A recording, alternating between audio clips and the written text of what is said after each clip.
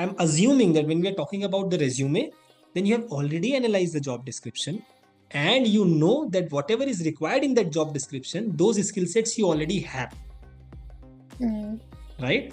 If that is not there, then you have your answer. Why recruiters are not showing interest. But if that is there, then we move forward. How have you showcased those skill sets in your resume? And how have you showcased your career gap in your resume? And I'll give you inputs on both of them. How would you showcase your skills and experience? I have shared sample templates, right? And I'll just take you through them as well. I'll just take this opportunity just to take you through some of them.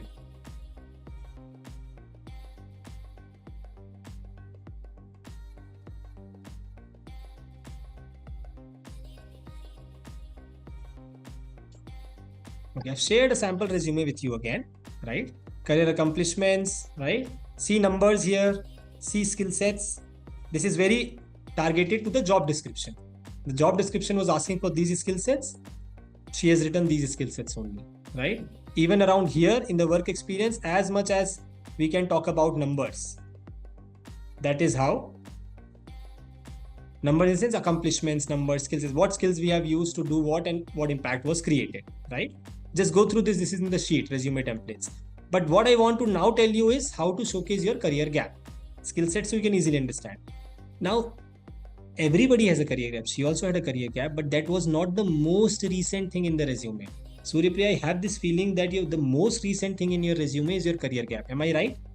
Yes. Yeah, because but I have given that some project I'm doing myself, personal.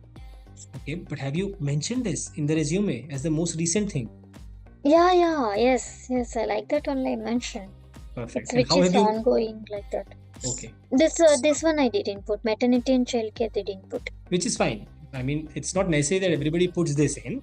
I mean, you can just showcase that it was a career break due to maternity. You can also showcase, if you want to showcase the skills and the experience that you had.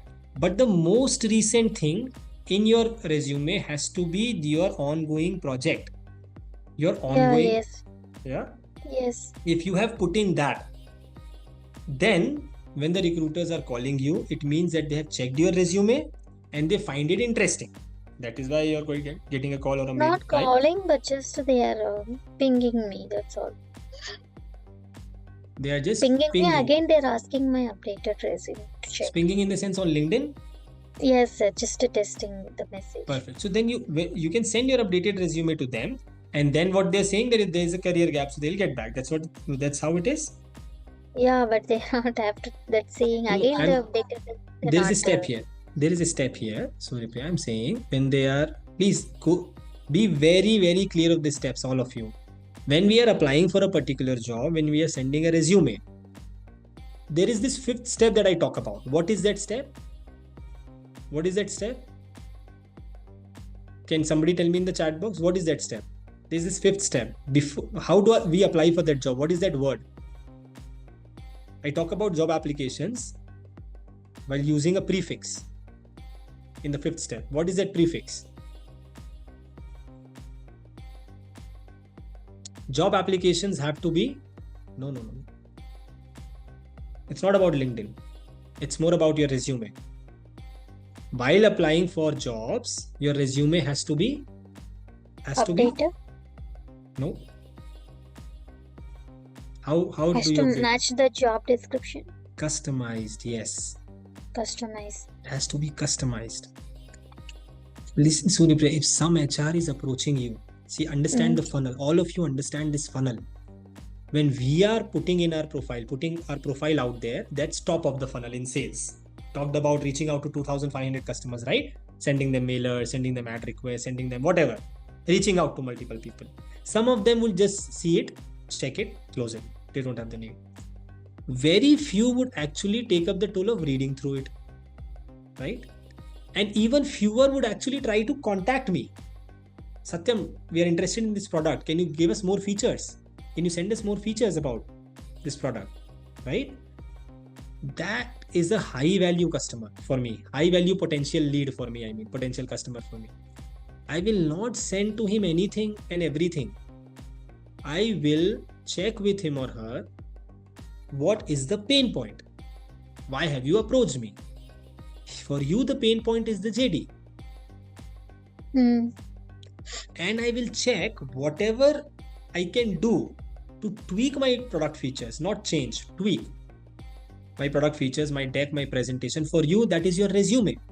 Whatever you can do to tweak your resume to sound so that it sounds more like, a much better fit to the job description, to the pain points of the recruiters, that is the chance. That is where they will end up hiring you or going a one step further to the interview. And then of course the things of interview comes up. For that also I've shared a lot of videos with you.